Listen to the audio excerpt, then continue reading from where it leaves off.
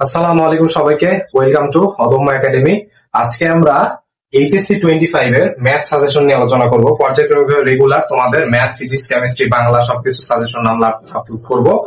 তো দেখো, ম্যাথ সাজেশনের ক্ষেত্রে যদি বলি যে ম্যাথ আসলে আমার তোমার এতদিন তোমার হচ্ছে মানে এখন যেটা তোমার বিভাগ কেন্দ্রিক পরীক্ষা হবে, যে ক বিভাগ খ বিভাগ, মানে যেটা আমরা আগে দিতাম যে এই বিভাগ থেকে অন্তত একটি করে, তোমার ক বিভাগ থেকে খ বিভাগ প্রত্যেকটি বিভাগে দুইটি করে, মোট হচ্ছে 5টা কোশ্চেনের অ্যান্সার করতে হবে।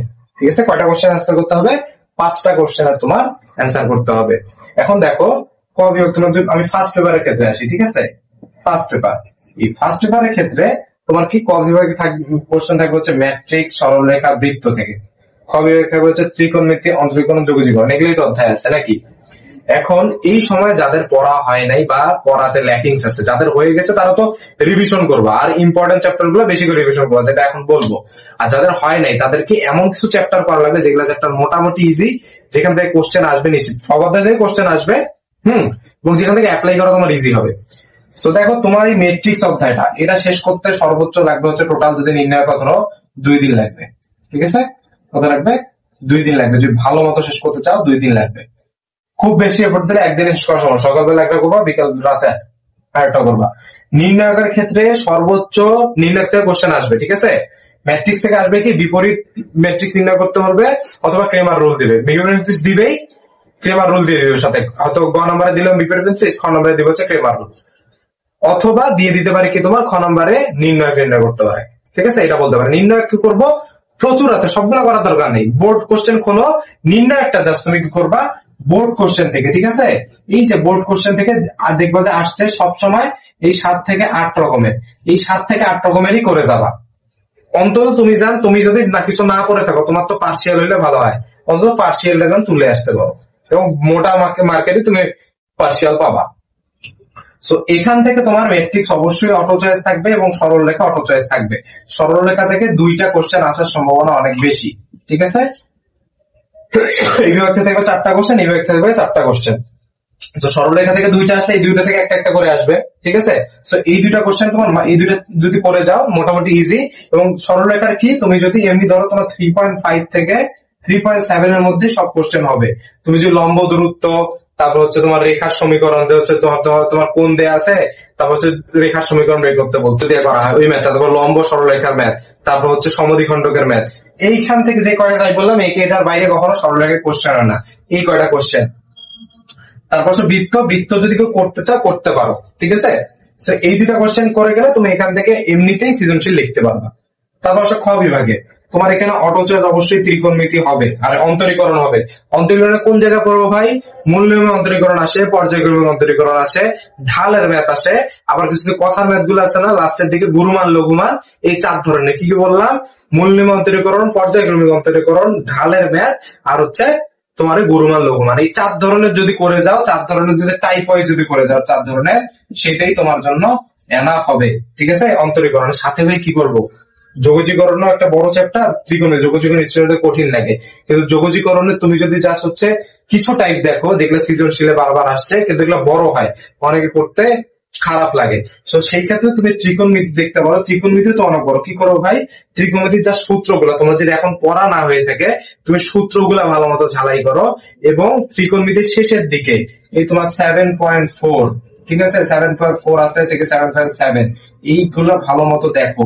কিন্তু এগুলো অনেক বড়, এগুলো কি দেখার সময় আছে? দেখার সময় নেই। এই জন্য বলবো এখান থেকে তুমি মেড ইজি আছে না, এই মেড ইজিতে যাও। মেড ইজিতে গিয়ে প্রথম যে সৃজনশীল কয়টা আছে বোর্ডের, প্রথম 20টা সৃজনশীল হোক বোর্ডের হোক যেটাই হোক, তোর থাকবে যে সবগুলোর সৃজনশীল কভার করা বোর্ডে আসা।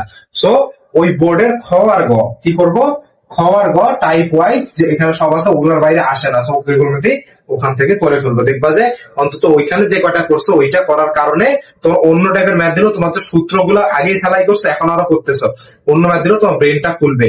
ত্রিকোণমিতির মেইন কাজ হচ্ছে সূত্র ফেলে ভেঙে ভেঙে যাওয়া, এটাই ত্রিকোণমিতির মূল কাজ। ঠিক আছে, তো এই গেল ফার্স্ট পেপারে ওভারঅল আলোচনা। এখন হচ্ছে সেকেন্ড পেপারে।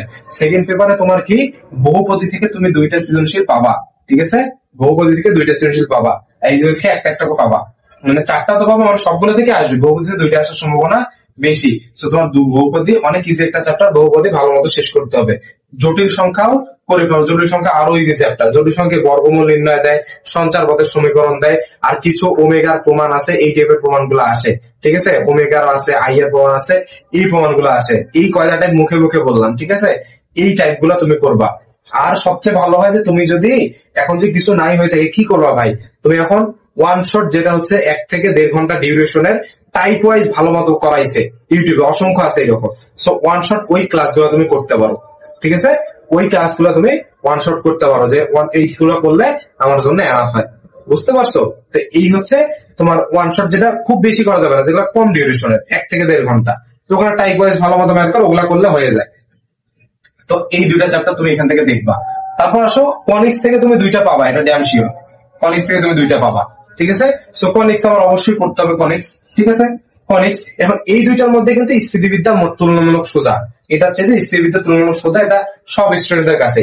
সো তোমার স্থিতিবিদ্যাটা করতে পারো কি, স্থিতিবিদ্যার জন্য তুমি লব্ধি রিলেটেড যে ম্যাথ গুলো আছে, এখানেও কি ত্রিকোণমিতির মতো খাটাইতে পারো, যে এটাও তো অনেক বড় চ্যাপ্টার, আমার যদি কিছু না হয়ে থাকে আমি জাস্ট ওয়ান শট একটা ক্লাস দেবো, তারপর যেগুলা বোর্ডে বেশি সৃজনশীল আসছে ওগুলা সলভ করবো। এইটা করে গেলে 2 পেপার মেলে কিন্তু তুমি 5টা করে সৃজনশীল এমনিতেই কমন পাবা, 5টার অধিক পাবা। চয়েস আকারে তুমি 5টা লিখতে পারবা। কি বলতেছি, চয়েস আকারে তুমি 5টা সৃজনশীল অ্যান্সার করতে পারবা। এখন আসলে সিকিউ কিন্তু এইভাবে কেউ পার হয়ে যাবে, ধরা খায় মানুষ হচ্ছে এমসিকিউতে।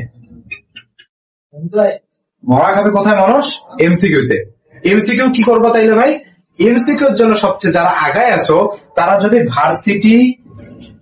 ভার্সিটি এই ইউনিটের যদি একটা কোশ্চেন ব্যাংক নিয়ে ওখান থেকে যদি টাইপ ওয়াইজ সবচেয়ে ভালো মতো সাজানো, আর কোনো বই নাই তোমাদের এইচএসসির জন্য, তো ওইটা যদি ভালো মতো করো, এইচএসসি তে দেখা যায় যে এইচএসসি তে যে এমসিকিউ গুলো আসে ওইটারই 70%, ওইটা যদি করো ওইটা 70% হয় হচ্ছে অ্যাডমিশন, বাকি 30% আরো কিছু এক্সট্রা জিনিস পড়তে হয়, যে এই পড়ার মধ্যে যা শিখতে হয় ট্রিক্স গুলা। সো 70 তুমি যদি এখনই শিখানো, অ্যাডমিশনে কিন্তু আগায় যাচ্ছ। সো তোমার ভার্সিটি ইউনিট থেকে সব না, যেগুলা দেখতেছো যে ওখানে কিন্তু সাজানো আছে এইচএসসির জন্য, সো যেগুলা দেখতেছো যে খুব কঠিন ওগুলা না, মোটামুটি লেভেলে যেগুলা পারা যাচ্ছে সবই পারা যাবে, দেখবা যে 70% পারতেছো। সো ওইগুলা তোমার টাইপ ওয়াইজ ভালো মতো সলভ করা, বই দেখে দেয়, এটা ক্লাসও লাগবে না, তুমি ওইটা দেখলেই টাইপ ওয়াইজ সলভ করতে পারবা। সো এইটা ধরে ধরে সময় দাও 1 থেকে 1.5 ঘন্টা প্রত্যেক দিন। সো দিনে ভার্সিটি ইউনিট কোশ্চেন যদি ওখানে দেখো তবে এমনিতে হয়ে যাবে। যদি এইটাও করতে যাচ্ছ, অন্তত বোর্ড কোশ্চেন বোর্ডের এমসিকিউ গুলা সলভ করা। কিন্তু এই বোর্ডের এমসিকিউ তুমি ফিজিক্স কেমিস্ট্রি হইলে একটা কথা ছিল, কিন্তু তোমার তো এখানে কিছু ট্রিক্স জানতে হবে ভাই। অনেক বড় বড় সিকিউ এর ম্যাথ এমসিকিউ দিতে পারে, কেন দিবে, কারণ ট্রিক্স আছে। এই ট্রিক্স গুলো তুমি ভালো মতো পাবা এইখানে, অথবা বাজারে যদি কোনো তুমি পাওয়া যায়, হচ্ছে বাজারে কিন্তু পাওয়া যায় যে ভার্সিটি শেষ মুহূর্তের জন্য কিছু প্রস্তুতিমূলক শর্টকাট বই বের হয়। সো ওই শর্টকাট গুলা, ছোট বইগুলা পড়ে তোমার বোর্ড কোশ্চেন সলভ করা এমসিকিউ, এটা হবে হচ্ছে আরো একটা ভালো তোমার সলিউশন। সো এই হচ্ছে ম্যাথের ওভারঅল আলোচনা, ঠিক আছে। তুমি যে ম্যাথটাকে যদি এখন আছে কত 1.5 মাস সময় আছে, তুমি যে এখন তোমার তো মোটামুটি সিরিয়াস হইছো, সো এখন থেকে ওয়ান শট কালচার মোটামুটি দেখো ম্যাথের জন্য, অবশ্যই কম ডিউরেশন 1 থেকে 1.5 ঘন্টায় নিজে ভালো মতো প্র্যাকটিস করো। এবং যদি এই কিছু স্পেসিফিক মধ্যে বাদ দিয়ে তুমি যদি বইয়ের ম্যাথে করে যাও, এনাফ, টেস্ট পেপার করা লাগবে না ম্যাথের জন্য। এবং কোনটা করবো, যেগুলাতে ধরো হচ্ছে 4টার বেশি সাল আছে বা 3টার বেশি সাল আছে, ওই ম্যাথ গুলা বেশি করবো। আর যেগুলা কোথাও আসে নাই বা অনেক আগে আসছিল, ধরো 20 বছর আগে, ওগুলো করার দরকার নেই, ঠিক আছে। কারণ সৃজনশীলে তোমার কোশ্চেনের পোর্শনই আলাদা হয়ে যায়, মানে প্যাটার্নই আলাদা হয়ে যায়, ঠিক আছে। তো আজকে এই পর্যন্তই, ধন্যবাদ সবাই।